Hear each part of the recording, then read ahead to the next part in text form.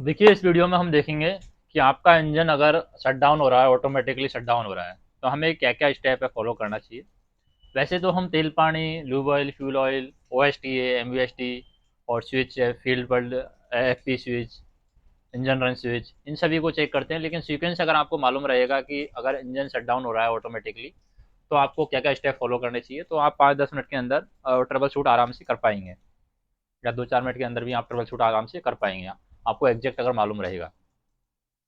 तो इस वीडियो का उद्देश्य यही है कि रनिंग स्टाफ है उसका नॉलेज इंप्रूव हो सके, और वर्किंग के दौरान थोड़ा कॉन्फिडेंस रहे। वर्किंग के दौरान अगर नॉलेज रहेगा तो कॉन्फिडेंस रहेगा वर्किंग में, और सीक्वेंस पता रहेगा तो टेंशन भी कम होगी।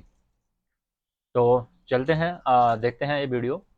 और बाकी ये वीडियो उतना कॉन्फिडेंशियल नहीं है, क्योंकि लोगों को उन चीज़ों के बारे में पता भी नहीं रहता है, क्योंकि काम करेंगे तभी उन चीज़ों के बारे में पता रहता है कि किस चीज़ का मतलब क्या है। बाकी किसी चीज़ का मतलब क्या है, क्या लॉजिक है, किसी को कोई मतलब नहीं है, तो उतना कॉन्फिडेंशियल तो नहीं है। लेकिन फिर भी सिर्फ रनिंग स्टाफ को ही ये देखना है, बाकी लोगों के लिए ये सूटेबल नहीं है और देखना भी नहीं चाहिए, क्योंकि रेलवे को किसी भी तरीके का नुकसान होता है तो रेलवे उसको छोड़ती नहीं है उतनी आसानी से। इसलिए अगर कुछ भी ऐसा करने की सोच रहे हैं, मतलब रेलवे को नुकसान करने की कोशिश कर रहे हैं या सोच रहे हैं, तो वो प्रैक्टिकली आपको सोचना नहीं है, क्योंकि उसमें बचने का कोई चांस नहीं है। तो इसलिए रेलवे की सेफ्टी के लिए बहुत ज़रूरी है कि रेलवे के साथ उतना छेड़छाड़ करने की कोशिश ना करें, तो सही रहेगा। और अब वर्किंग के दौरान थोड़ा सा नॉलेज इंप्रूव रहेगा रनिंग स्टाफ का, तो थोड़ा सा आसानी रहेगी काम करने में। तो स्टार्ट करते हैं हम। इंजन शट डाउन ऑटोमेटिकली, मतलब आपका इंजन है ऑटोमेटिकली शट डाउन हो रहा है, तो आपको क्या करना चाहिए, क्या कर सकते हैं हम, उसको हम देखेंगे।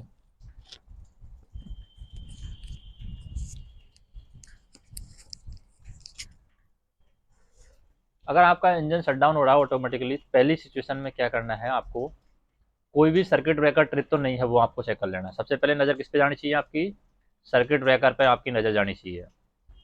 जैसे ही इंजन शट डाउन हुआ, सर्किट ब्रेकर पे नज़र जानी चाहिए, कोई भी सर्किट ब्रेकर ट्रिप तो कंडीशन में नहीं है। अगर मान लो कोई सर्किट ब्रेकर आपका ट्रिप कंडीशन में है, ट्रिप हो गया है, तो उस सर्किट ब्रेकर को आपको रीसेट करना पड़ेगा। पहली कंडीशन हो गई। आपने देख लिया कोई भी सर्किट ब्रेकर ट्रिप नहीं है, सर्किट ब्रेकर कहाँ पर आएंगे, ये सारे सर्किट ब्रेकर हैं। ये सर्किट ब्रेकर आप देख रहे हैं, जिसमें आपका सर्किट ब्रेकर का पैनल है, ईसीसी वन सर्किट ब्रेकर का पैनल है, आप यहाँ पर देख सकते हैं। सर्किट ब्रेकर के पैनल, जो भी सर्किट ब्रेकर रहेंगे यहाँ पर ही रहेंगे, लाइट के, इंजन के, कार फैन के, या जो भी इंपॉर्टेंट सर्किट ब्रेकर है, वो आप वर्किंग के दौरान देख सकते हैं कौन कौन से सर्किट ब्रेकर रहते हैं। नीचे नाम भी लिखा रहेगा, ठीक है। ईसीसी फोर के सर्किट ब्रेकर है, इस पैनल पर रहेंगे, तो इस पैनल पर आप देख लेंगे ईसीसी फोर के सर्किट ब्रेकर। कंप्यूटर कंट्रोल के भी सर्किट ब्रेकर यहीं पर रहते हैं, कंप्यूटर कंट्रोल के सर्किट ब्रेकर है।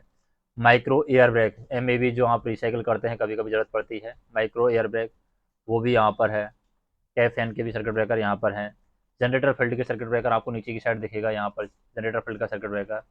और ये आपका एम है। एम आपका जो है रन कंडीशन में होना चाहिए, वो तो नॉर्मल सी बात है। तो सबसे पहले तो आपको देखना है कि सर्किट ब्रेकर आपके ट्रिप तो नहीं है, अगर ट्रिप है तो उनको रीसेट करना है। दूसरी टाइम पर आपकी नज़र कहाँ पर जानी चाहिए, एम पर। एम आपका रन कंडीशन पर होना चाहिए। अगर वो रन कंडीशन पे नहीं है तो एम को आपको रन पर कंडीशन पर रखना है। एम रन जो स्विच है ये दबा हुआ रहना चाहिए, एम मल्टीपल एम स्विच है ये,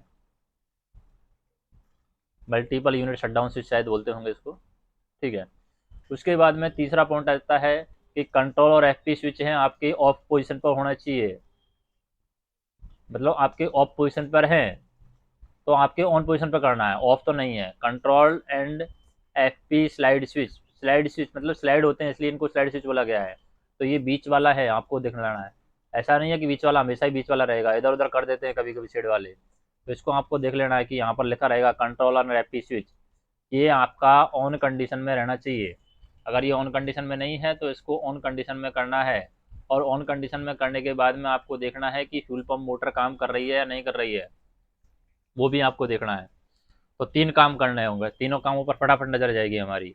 जैसे ही इंजन शट डाउन होगा, पहले जाएगी हमारी सर्किट ब्रेकर पर, दूसरी जाएगी हमारी एम पर, और तीसरी नज़र जाएगी हमारी कंट्रोल और एफपी स्लाइड स्विच पर 3 काम हो गए हमारे।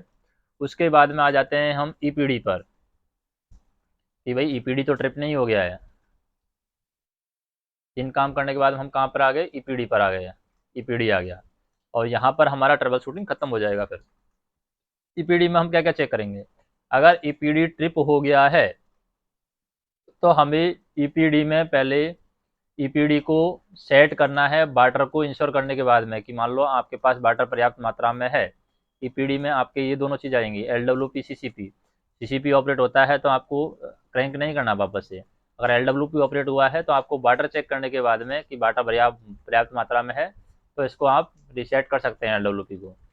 तो अगर आपके पास में वाटर पर्याप्त मात्रा में है, आपने चेक कर लिया है, तो उसके बाद में आप ईपीडी को सेट कर सकते हैं। अगर आपका क्रैंक केस प्रेशर ऑपरेट हो गया है और ईपीडी भी ऑपरेट हो गया है तो आपको इंजन स्टार्ट नहीं करना है। तो ये बड़ा इंपॉर्टेंट है, इसको आपको ध्यान देना है। क्रैंक केस अगर ऑपरेट हो गया है तो और ईपीडी भी ऑपरेट हुआ है, सिर्फ अगर अगर अकेला ईपीडी ऑपरेट हुआ है तो आप रीसेट कर सकते हैं, लेकिन अगर क्रैंक केस भी ऑपरेट हो गया साथ में तो आपको इंजन स्टार्ट नहीं करना है, एलपीसी को सूचित कर देना है। ईपीडी के साथ में आपको यहाँ पर देखिए ओएसटीए भी देख लेना है। ओएसटीए तो ट्रिप नहीं हुआ है। ओएसटीए की normal position set position 11 o'clock रहती है और जो अगर ये ट्रिप हो जाता है तो ट्रिप पोजीशन रहती है 13 o'clock।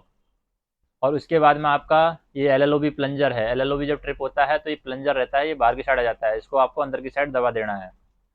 और ओएसटीए का लीवर है वो इस तरीके का रहता है, 11 o'clock और 13 o'clock वो तो आप देख सकते हैं पास पास में रहता है। एक तरफ ओएसटीए का लेवल रहेगा और एक तरफ आपका एलएलओबी प्लंजर रहेगा। अब आपने ईपीडी भी चेक कर लिया है, ईपीडी भी ट्रिप नहीं है। उसके बाद में आपको देखना है ओएसटीए। ओएसटीए तो ट्रिप नहीं है, अगर ओएसटीए ट्रिप है तो उसको आपको रीसेट करना है। ओएसटीए से पहले आपको एलएलओबी देख लेना है। एलएलओबी तो ट्रिप नहीं है, एलएलओबी ट्रिप है तो एलएलओबी को सेट कर लेना है। आपने देख लिया कि ओएसटीए भी ट्रिप नहीं है। उसके बाद में आ जाता है एलएलओबी का नंबर। एलएलओपी अगर ट्रिप है तो उसको रीसेट करना है एलएलओबी को।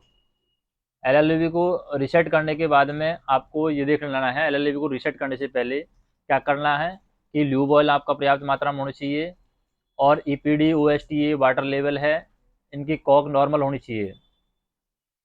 मतलब ल्यूब ऑयल आपका बराबर होना चाहिए, ईपीडी आपका सेट होना चाहिए। ईपीडी रीसेट तो नहीं है, ईपीडी इससे पहले सेट होना चाहिए। ओएसटीए तो आपका नॉर्मल पोजीशन पर है।